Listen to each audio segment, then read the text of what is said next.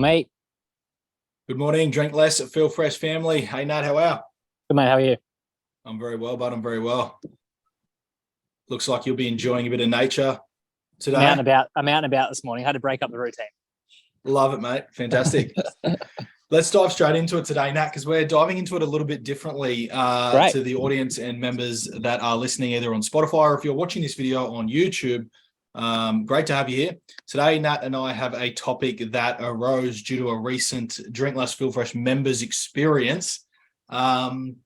And we wanted to approach it a little bit differently. So buckle in if you're someone who's new to an alcohol reduction journey, or you're kind of further along in the alcohol reduction journey, but you're looking for that connection, relatability, and maybe even some insights into why and how you do what you do to maintain your journey of success for a longer period than most seem to experience, then this call is going to be right up your alley. Nat, I just want to jump straight in with the word distraction. Yeah. Yeah. What comes up Nice. for you when I say distraction and you're Yes. aware of our members' experience throughout the week? Yeah, I think I'll start, Tommy, with quoting you, which is people, when we talk to people, the common underlying theme is that, yes, people want to drink less, but they want to live more. That's the better way to think about it. I'm sick of this pattern, sick of this stuff. I want to live more of my life. And when you're tired and habituated to work and you've got things to do, it's very easy to get stuck in a habitual routine where it's work, have a couple of drinks, chill out, go to bed, repeat. And what we see with our members, especially with this story that we're going to tell, is that when you go and live a life that you want to do, and this client did something what everyone would think was simple. That's a simple thing to do, but it's not simple. What she did, she took herself off to the sunflowers and went for a walk in sunflowers. And because she did it by herself, she'd normally wait or not go unless someone's going with her. Out in nature, just being so present with what she wanted to do because she wanted to do it. She didn't want to do it for Instagram or because her mates were doing it or anything. She just wanted to do it for herself. She turns around and goes, oh, this is how you do it. Like, you just do what's interesting to you, live your life. It's such a, contextually speaking, sounds so simple. What do you mean she went off to walk? Like, notice what you said there, Dad. I think it's pretty important to bring up. Going for a walk on my own to do something I've never done before for the first time is not something I'll do in the past. I would always need someone with me or even alcohol with me. That's the interesting thing, right? So there's this huge contradiction between just stuff that I normally wouldn't do to I just went for a walk and saw the sunflowers and enjoyed them. And then it's an interesting epiphany, right? You can't pay for hindsight, but for that individual to go, oh, this is what it means to live. And here's the thing I want to throw in there for anybody who likes the psychology side of it. The epiphany and the realization of here's what it means to live is a symptom of living in the moment. Yeah. So this incredible member had this experience of like, I don't want to go anywhere right now. I don't want to be anyone. I don't need to call my friend. I don't need to pick up a margarita or a Sauv Blanc. I'm just, this is weird. I'm happy right here, right now. Yeah, circling back to distraction, I think what we're discovering is that people they might have some free time or they might, whatever's going on, and they go, oh, great, I'm going to have a couple of drinks and relax. Sure, as we say, drink less, go for it. But then you can't turn around and go, oh, I'm not really feeling good. I'm not really living my life. I don't really feel like it's like, hang on. So many times booze is an easy, accessible distraction away because there's actually things you want to do. There's actually things you want to experience. But you don't, what if no one's available? What if it's not for an outcome or a goal? You're not going to put it on social media. There's this whole element of life that you listen to this, you want to do. You want to go read those books. You want to go explore those places. But instead of going to make the decision and doing it, you distract yourself with booze because it's an instant hit of a short-term experience. Yeah.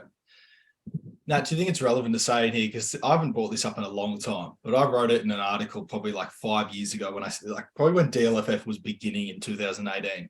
And from working with a number of clients, even then we had, what I wrote in the article was that I'm realizing along this journey that people aren't afraid of living their dream. People are afraid of not having a reason or an excuse as to why they can't live their dream. That's it. and isn't that a common theme we see in individuals that want to drink less alcohol? It's not, oh, I don't know how I'm going to do it. For this client, it wasn't like, I don't know how to go walking and see sunflowers. It wasn't that. It was something going on, which is, how scary is it to not have the number one reason or excuses why you aren't happy? That's what scares the shit out of people, is I need to have a reason to answer the question that I'm not happy or living my life that I truly want to live. And I don't want to not have an answer. So it's so easy to fall back into the pattern of like, well, procrastination's a problem with me. And I don't have the energy levels because I had a few drinks last night. So what you're saying, Tommy, if I hear that correctly, it's like the people, they're having a subjective experience of maybe deficiency, or they're not feeling good. They know something's not right. And instead of just sitting with that and then going to live, they're sitting with that and then finding a problem and then labeling it. Is that what you're saying? Oh, mate, 100%. Our biggest promise and guarantee to our Evolve members, our mastermind community, is that you'll be able to live an unjustifiable life, which means you'll be able to act in the moment without having to justify who you are, like unjustified living. And when it comes to alcohol, it is such a common, and some people will want to fall into the category of no, you're not addressing the clinical side of it. No, you're not addressing the depth of addiction and its grip that it has on you and the traumatic experience. That's not what we're saying. We're saying a common theme and trend is that, and this is not, let's not even talk addiction right now. This is just life in general across, being behavioral coaches. The art of being a behavioral coach is that you like to study successful people, what they do and what makes them tick, right? So one of the themes when it comes to people that have results and people that don't have results is people that don't have the results they want do not like sitting in the unknown, do not like sitting in, as you said it, Nat, like if I'm not happy today, we don't like it. We don't like unjustified discomfort. We hate it. It's insane. Nice. That's great. Unjustified discomfort. Do we have to find a justification? Oh, because think about it on a social level. It's not socially appropriate to feel uncomfortable without a reason. Someone says, how's your day going? You go, yeah, not too great. It's panic, alarm bells. What's going on? Hand on back. Is everything okay? Is it grief, loss, trauma, finances? What's happening? And you just go across the board with all the things. Is it your health? Are you okay? Is it family stuff? Is it friends? Is it finances? Is it your nutrition? Is it your hobbies? Hey, maybe it's because you're alive. Let's start there. There we go. There we go. And I think it's worth having a conversation. This is going to be a great call, probably our easiest and lightheartest call, but probably at the same time one of the most in-depth. Like, it's so important to know. Here, answer this question for anyone watching on YouTube or listening live right now or listening to this on Spotify. Answer this question. What is the number one reason why you aren't where you want to be? Follow that up with why do you need that? Yeah, nice, great. Why do you need that? I remember in 2016 that I was working with a great mentor, really idolized them, spent a lot of money on them, thought they were like the guru of Australia. Yep. And they asked me the question. They said, thanks, Tommy. Appreciate that, mate. So sorry. Please note, everybody, I did not know Nat then. He cannot claim that. That's great. They asked me this question. It was along the lines of, I was talking about, I wanted to create business and I wanted a great relationship and I wanted just to be happy. They said, what's stopping you from getting there? Just tell me honestly in your mind, no judgment. I was like, well, yeah, just this alcohol thing. Like, man, it's just, and they just said something along the lines of, is it that alcohol's the problem, or is it that you don't know how you deal with yourself if you were just unhappy and you didn't have a reason why? And that shattered me on the spot. I just sat there and I was like, but that is the reason why I'm not happy. And they're like, I don't know if it is. And I'm like, but that is the reason why I'm not happy, alcohol. And they were like, And then this is where this theory kind of originally came from and then was researched as well. It was like, is it that you're not happy because of alcohol? Or is it that you're not happy because you're not living the life that you truly want to live, and therefore you create and use alcohol as a problem to justify it? And when I heard that, my brain went into, the term like scrambled egg a bit. It's just like, yeah. What do you mean I can't say alcohol's why I'm not happy with you? This isn't working. It works on everybody else. Yeah. You know what I mean? It works on everyone else. And I think that was probably the day back in like 2015 or 16, Nat, of like just realizing that I can, you can look at life a completely another way. As you started the podcast today by saying distraction. Sometimes we need a cold heart, hopefully it's just a learning and not a physical slap, a learning slap across the face of like, how distracted are you right now? Yeah. How distracted are you from just going after what you want, going for a walk if you want, paying money that, some people are saying you should put into an investment fund, but paying to go on a freaking holiday.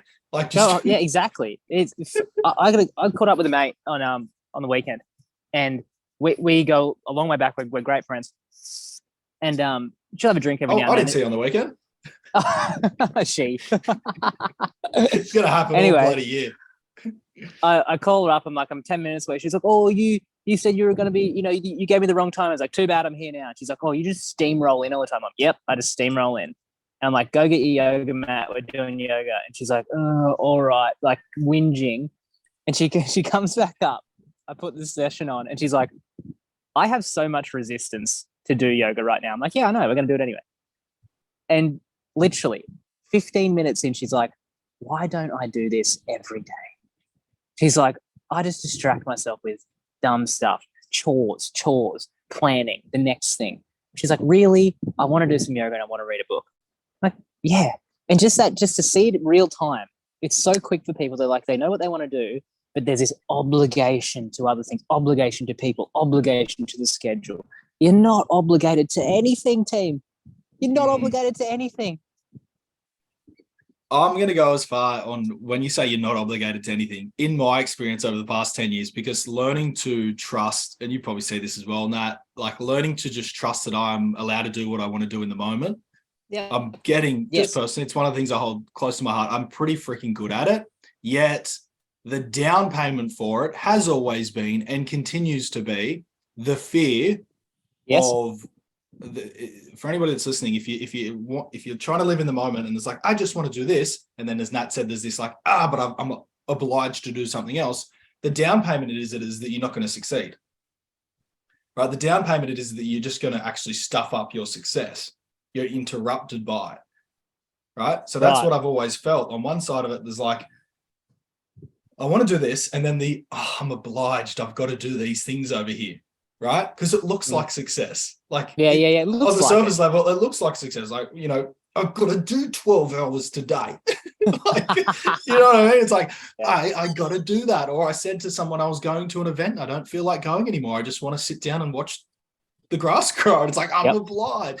So I think that's probably a distinction that a lot of people want to know too, is like, we're kind of bordering along the lines here of like the transition from what you thought success had to look like to what success actually is. Yeah. And in my opinion, a successful result for this client that we started the podcast with, of walking through, looking at sunflowers, mind blown. That is success, but living in the moment. So I think that's kind of a down payment often. Like often the ability and the chance to give yourself permission to live in the moment, that's not really on a social level a very successful approach. Do you know what I mean? Like there's a big difference not by cultural standards, not by cultural standards at all. There we go. That's what I thought. Like that's what's the interesting. Culture says go. You got to be onto it. It's like, hey, guess what? No. And I think that's like my life's gonna fall apart if I don't do this load of washing by 6 p.m. yeah. I had it the other day. I was experiencing it. I was caught in the crossfire of like, want to do this with my I was wanted to do something with Jamie and my wife, and I'm like, I just really want to do this with my wife, and then I'm like, oh, this really needs to get done, and then just practice like a tried and tested mental approach, which is so simple, which is problem will still be there tomorrow. Deal with it tomorrow, and then just in the moment let go, went and enjoyed the day, had a great day. And here's the funny thing, don't you think? The next day, it's never a bigger problem. At most, it's the same problem. Yeah, exactly. It's like you can go so deep on this, but we'll get a bit mystical then. But to keep it nice and here, just the idea of like, I've just lost it. Don't worry about it. It was right there, then it's gone. Oh, here it is. My wife gets really frustrated with me because I'm so deep in this, Tommy. Like I am so allied to my present moment that to everyone else, I'm so inconsistent because she'll like, the best one is drinking. Sometimes we'll have an event on, my wife will be like, I don't know if I want to drink or not. I'm like, and she'll be thinking about it and planning it. And I might go, let's say it's Friday night. On Wednesday, I'm like, yeah, I'm going to have a drink. And she's like, yeah, okay, cool. Sweet. I'm going to have a drink with you too. Gets to Friday night. We're driving there. Get there. I'm like, oh, babe, I'm not drinking anymore. And she's like, what? Whatever. I'm like, oh. She's like, you said on Wednesday you were drinking. I'm like, yeah, but that was Wednesday. Now's now. I'm so much more committed to my truth in the moment than being consistent with what I said. Now that's pushing people, but I have to be like that. I will back where I am in the moment, even if I look inconsistent. I'd rather be honest than consistent. I'd rather be honest with myself to everyone else than be consistent. Challenges people a lot. Yeah, let that sink in, listeners, because I definitely resonate and wholeheartedly agree with that view of the world, you know. Oh, and she says, like why? Sorry, this is a nice little finisher. She goes, oh, but you change your mind. Like, why? I'm like, there is no reason. I changed my mind. And she goes, you said this. And I go, yeah, my mind has changed and I'll back that. Yeah, nice. Which, see, a lot of things are linking. So just listeners, if you rewind, notice what we said earlier, unjustified living. Bingo. Why? Because I said so. It's really simple. It's really clear. There's a fine line or a transition that you go for when you're operating as a tribal member and your level of success is determined by what the tribe wants, and your level of behavioral approaches and how you do what you do is a reflection of how the tribe works, to becoming a unique individual who can still operate in the tribe is exactly that. It goes from justified living to unjustified decision making. It's just a truth of like, I get it now. Like we have to teach people this a lot. And the best way we teach it is you never have to be anywhere with anyone at any time. And it makes people's brains melt. They go, yeah. Oh, what? But I told my boss last week I was going to the event. And it's like, here's how it works. Try this on. If you make a commitment and in your mind, you have to stay committed to it, there's only one way you can get out of that commitment. And that's a huge justification. That's a big reason. Yeah. It's a huge justification. And here's how it looks. You'll either induce being physically ill, or you'll cause so much drama and chaos in your world that you'll have to play the victim card. And then instead of just doing what you want, which is not go, you'll manipulate people to then go, oh, it looks like you're actually having a really busy day. Do you want to not go to the weekend? Nice. Yeah. So those are like two approaches that a lot of us fall into. Now, why is this important to know to our listeners? This is what we're talking about. How big of a distraction and how big of a justification is alcohol in your life? How much are you using it to justify things? Like Nat's example was perfect. Like I'm the same as well, Nat. I'll often be like, yeah, I got this, it happened last year. I got this wedding come up. I'm like, in the moment, I was like, yeah, probably have a couple of drinks at that wedding. On the way to the wedding, sun's beaming, good. The birds are chirping, feeling good, not feeling like I need anything to amplify the moment to be more than what it is. Someone's like, oh, here's a beverage. I'm like, no, thanks. Well, I thought when you're doing that thing where you have some, because most of my friends know that I'm either like having a couple of drinks or I'm just not often these days, so they can get really excited if I am having a couple of beverages. Nah.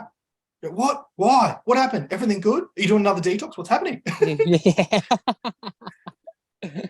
And hence the reason why we often need so many freaking justifications to just do what we want. When you learn to live without justifying who you are and what it is that you're doing, imagine how much your need and reliance on alcohol would start to dissipate. Remember, we use alcohol to hold us back so that we have a reason why we can't do what we want to do, achieve what we want to achieve. Excuse me. I had a client that I was working with like a couple of months ago. It was actually 2022. And this was actually a really interesting conversation. They're telling me where they're at, what they're experiencing. And I just said to them, yeah, it just sounds like you need a holiday. Yeah, belter. That's so good. They're like, but I'm talking to you about how I'm stressed and I don't have any money at the moment and I'm time poor. The justification I love that. The justification is that that's the one thing I can't do. Yeah. And the answer was like, yeah, it just sounds like that's what you need. But here's the interesting thing. That same client said, isn't this a distraction strategy like an addiction? Aren't I just avoiding my problem? And I said, no, because isn't the holiday the thing that you feel like you don't want to do? They said, yeah. And I said, and isn't this afternoon having a bottle of wine the thing that you do feel like you want to do? He said, yeah. So I said, no, it's not an avoidance strategy because like it's not comfortable for you. It's not easy for you. It's not your go-to stress reduction strategy. Yeah. You know, often the path ahead is the distraction is easy, right? The distraction Easy. is so easy. It feels easy. It feels like this. Oh, they just called me. Oh, the bottle of wine was just there. Yeah, Oh, just, you know, it was a long day. It's like it's this over energetic, easy buy into right there. like you're buying into it, aren't you? It's like Mr. Whippy's driven up the street and banging the horn and going, "Hey, come over here!" And you're like, "Oh, I just can't not be distracted right now." yeah. Oh, that's great. There's I reckon if you're watching this, listening to this, a great experiment. Keep drinking as much as you want. Pile it on, whatever. This week, do a lot of the things you want to do and not justify, and drink at the same time. See which one you like better. And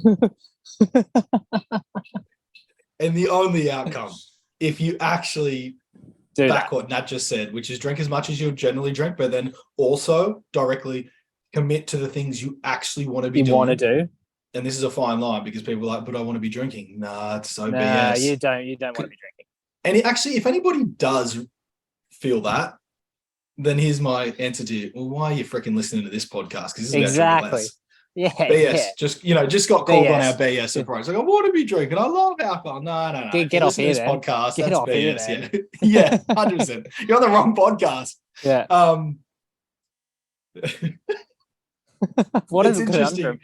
Yeah, what a conundrum to sit in. Like, oh shit, I can't get out of this. For those of you that are listening, try that on. That's it. Keep drinking how you're normally drinking, and then also commit to the things that you actually want to commit to. And chances are the only route out of that is you'll start to feel that alcohol is completely interrupting those things. Yep. You've got to realize, until you realize, oh, wow, there's a whole life, as our member did during the week. Like, how cool is this moment? I can just commit to things and go to things and do things and spend my money on things and do whatever the F I want. Have you ever seen someone experience that moment, Nat, and then go, drugs, alcohol, I need something right now? Yeah. No one does. No one experiences the moment for what it is and lives in that moment of living in the moment and then goes, I need the thing to get me out of the moment. Because the only moment you never want to get out of is living in the moment. Quote me, 2023. The only moment the body never wants to get out of is the depth of living in the moment, which is the antidote to all addiction. Mate, we did good. Big call. Really liked it. I reckon we just saved thousands of people. Yeah. It's often the simplest approaches with a lighthearted, fun approach that can create so much change. And sorry, Tommy, client story. Sorry, I cut you off. Keep going. I was just going to say, and then you can jump in. Then you can rudely jump in. Yep. I love it. Notice how much of this conversation, if it's resonating with you, then notice how much a traditional approach to alcohol reduction can actually be a distraction. Nice. The distraction of alcohol, which is, hey, look over here, you're now in the clinical medical industry because you're one of 1.5 thousand who have this, and then boom, huge addiction. I had one of my good friends who's in the AA system. He recently come up to me. He's been crushing it, doing really well for 9 months. And he came up to me recently and he just said, honestly, this is what he said. He goes, Tommy, oh my God. I said, what? He goes, well, I didn't go to AA for 2 weeks. And he actually said this to me, Nat, no word of a lie. He goes, I think I was in a rabbit hole. And I said, what do you mean? He goes, oh my God, I don't know what I've been doing for 9 months. I was so addicted to this philosophy. And he said, I just went to the beach the last couple of weeks and oh my God, life's here.